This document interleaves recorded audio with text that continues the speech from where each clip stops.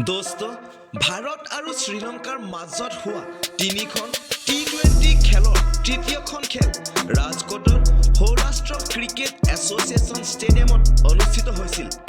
अवशेषत team इंडियाय मैचखन 91 रानत जयलाभ करी श्रृंखलाटो निजर नामत करि लय। दोस्त जदि आपनालोकेও জানিব বিচাৰিছে যে ফাইনেল t20 मैचखনত কি ঘটিছিল তেন্তে ভিডিওটো হেকলৈকে চাই থাকক।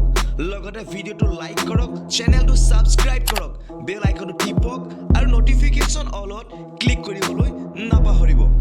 दोस्त कैप्टेन हार्दिक पांड्याय प्रथमे टसत जयी হৈ बैटिंग কৰাৰ সিদ্ধান্ত লৈছিল আৰু প্ৰথমে बैटिंग কৰি टीम इंडियाय 20 ओभारत 5টা উইকেটৰ বিনিময়ত 228 ৰান সংগ্ৰহ কৰিবলৈ সক্ষম হৈছিল।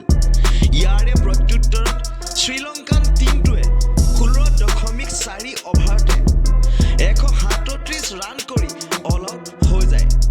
दोस्त এই খেলখনৰ নায়ক আছিল সূৰ্য কুমাৰ যাদৱ। এই খেলখনত তেওঁ t20 কেৰিয়াৰৰ তৃতীয়টো শতক অৰ্জন কৰিছিল। অৱশ্যে খেলখনত ভাৰতৰ আৰম্ভণি ভাল নাছিল। ঈশান কিষাণ মাত্ৰ 1 ৰান কৰি আউট হৈ গৈছিল। কিন্তু তাৰ পিছত ভাৰতৰ হৈ সূৰ্য কুমাৰ যাদৱে 51টা বলত নট আউট 112 ৰান সংগ্ৰহ কৰিবলৈ সক্ষম হয়। শুভমান গিলে 46 আৰু ৰাহুল ত্ৰিপাঠীয়ে 35 ৰানৰ অৱদান আগবঢ়াইছিল। दोस्त দিলশান মধুশংকাই শ্ৰীলংকাৰ হৈ 2টা উইকেট দখল কৰে। কুশল মেণ্ডিছ আৰু কেপ্টেইন দাসুন সানাকাই বেটিং কৰি 23 ৰানৰ যোগদান দিছিল যদিও এই মেচখন জিকিবলৈ ইমান ৰান পৰ্যাপ্ত নাছিল। ভাৰতৰ হৈ হৰদীপ সিঙে সৰ্বাধিক 3টা উইকেট দখল কৰে।